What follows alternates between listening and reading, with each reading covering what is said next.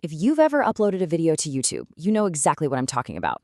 You get to the end, and there's that little license option in the settings. It seems kind of minor, right? But it's actually a huge decision. So today, we're going to demystify the whole thing by breaking it down into one simple question.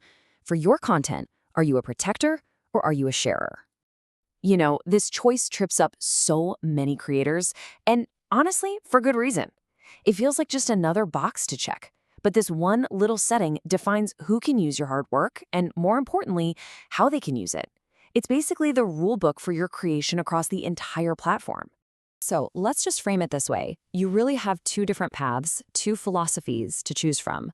On one side, you've got the protector path. That's all about control.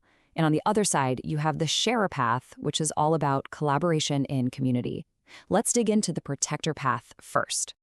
Okay, first up is the protector path. This is the standard YouTube license, and it's actually the default setting.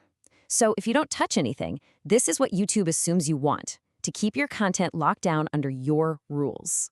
So what does this actually mean in practice? Well, with the standard license, you hold all the cards. You, the creator, keep the full copyright. Nobody can legally download your video, chop it up, or re-upload it to their channel without getting your explicit direct permission first. It's the highest level of protection you can get on YouTube. Let's make this super clear with an example. Imagine you've spent, I don't know, days, maybe weeks, creating this amazing, super detailed original tutorial on GST. You upload it, and by default, that standard license is applied. Okay, so now what can people actually do with it? Well, here's the crucial part. Sharing isn't blocked. It's just, well, it's controlled. Of course, people can watch your video. They can grab the link and text it to a friend. They can even embed your video player right on their own blog or website. All of that is totally normal, expected behavior. But here is the line in the sand. If someone downloads your entire tutorial and then just re-uploads it to their own channel, maybe tries to pass it off as their own, that's a huge violation. And this is where your power as the protector comes in. You can file a formal copyright claim and get that stolen video taken down. So who is this for, really? Well, it's pretty much perfect if you're creating original educational content you want to control. Or maybe content for your business, personal vlogs, or anything that's part of, say, a paid course. Basically, if your video is your product, you're going to want to be a protector. All right, now let's flip the coin and look at the other side, the Creative Commons, or what we're calling the sharer path. This is for creators who actually want their work to go out there and be part of a bigger creative community. By choosing this license, specifically the one called CC BY, you are basically giving the entire world a giant green light. You're saying, hey everyone, take my work, remix it, edit it, use it in your own projects. You can even make money from it. It's a really powerful way to contribute your creativity back to the community. But wait, it's not a total free-for-all. There is one golden rule, and it is absolutely non-negotiable. Anyone who uses your work must give you credit. They have to give you attribution.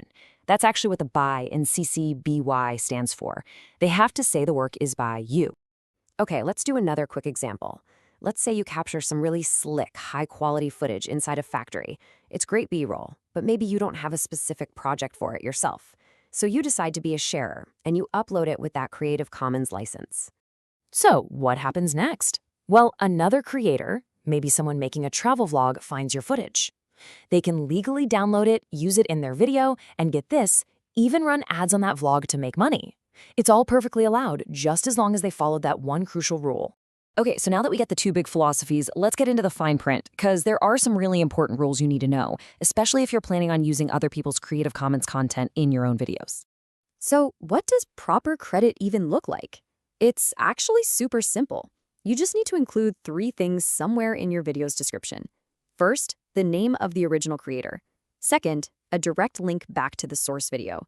And third, a little note saying it's licensed under CC BY. That's it. You do those 3 things, and you're good to go. Now, you might be thinking, this is great. I can just make all my videos Creative Commons? Well, this is a fantastic question because it brings us to the single biggest restriction on the sharer path. You might want to be generous, but YouTube has a very specific rule you have to follow. And here it is. This is the deal breaker. If your video contains any material from someone else that gets flagged by YouTube's Content ID system, we're talking popular music, a clip from a movie, anything like that, you are automatically disqualified from using the Creative Commons license. It makes sense, right? You can't give away permissions that you don't own yourself. the video has to be set to the standard license. So just to be crystal clear, you can only pick that Creative Commons share license if your video is made up entirely of content that you have the rights to share. This means it has to be 100% your own original work, or maybe it's made from other CC BY content or stuff that's in the public domain. Okay, armed with all this knowledge, let's put it into practice. How do you actually go out and find all this awesome reusable content on YouTube? It is way easier than you think. You just do a normal search for whatever you're looking for, but then you click on the Filters button. In that little menu that pops up, you'll see an option for Creative Commons. Select that and bam, YouTube will only show you videos that creators have marked as shareable. Now here's a pro tip. Always click into the video and just double check the description to confirm the license details. Better safe than sorry.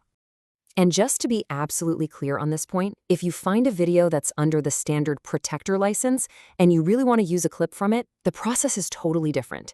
YouTube can't help you here. You have to do the legwork yourself. You have to find a way to contact that creator directly and get their permission in writing. So to wrap it all up, here's a simple little cheat sheet. Let's just look at the key differences side by side. Is reuse allowed? Nope for a standard, yes for a Creative Commons. Is attribution required? Nope for standard, but yes, it's a must for Creative Commons. How about commercial use? Again, only with CC BY. It really breaks it down. One path is for protecting your content, and the other is for sharing it. And that brings us right back to the final question, the one only you can answer for yourself. Now that you understand the rules and the philosophies behind them, what makes the most sense for you and your content? This choice is going to shape how your work exists out in the world. So, will you be a protector? Or will you be a sharer?